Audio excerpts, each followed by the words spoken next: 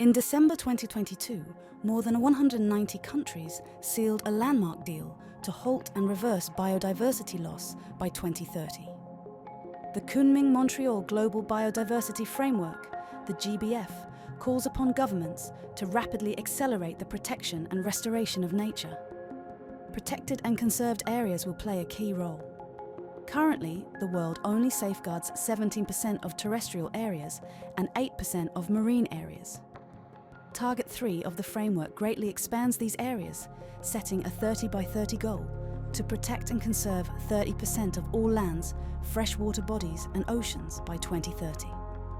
With just 7 years remaining, it's vitally important that we prioritize quality over quantity when designating new areas to support biodiversity and ecosystems.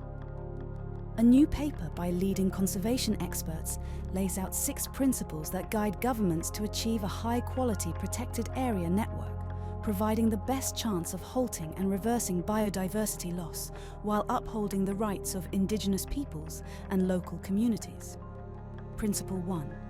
Make areas of particular importance for biodiversity the primary focus. Past efforts to expand protected and conserved areas have often ignored the one thing that matters most, the rich biological diversity that makes life on Earth possible. There are 12 major biodiversity elements around which governments should design their conservation targets.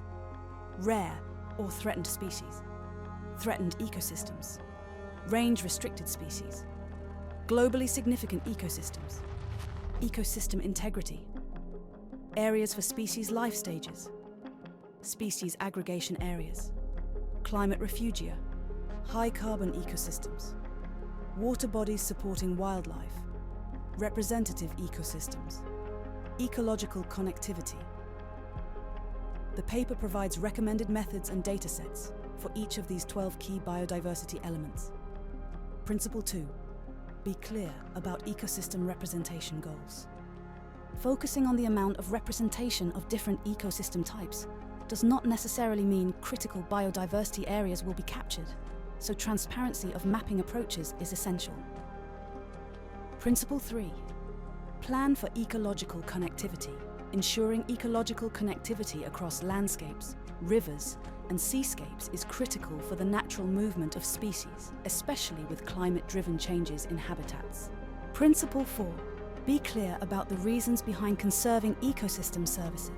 To meet the top-line goals of the GBF, ecosystem services should not be the sole reason for the establishment of conservation areas. A clear, positive link with biodiversity is needed. Principle 5.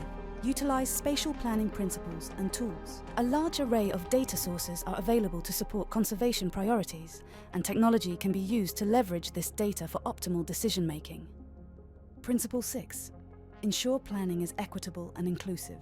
Governments must safeguard human rights when implementing new conservation areas, with the free, prior, and informed consent of indigenous peoples and local communities. 30 by 30 is a global goal. Every government will be developing specific area-based targets commensurate with the needs of its biodiversity, ecosystems, and people. While national targets may differ in extent, following these 6 principles will ensure that protected and conserved areas prioritize the best long-term outcomes for biodiversity.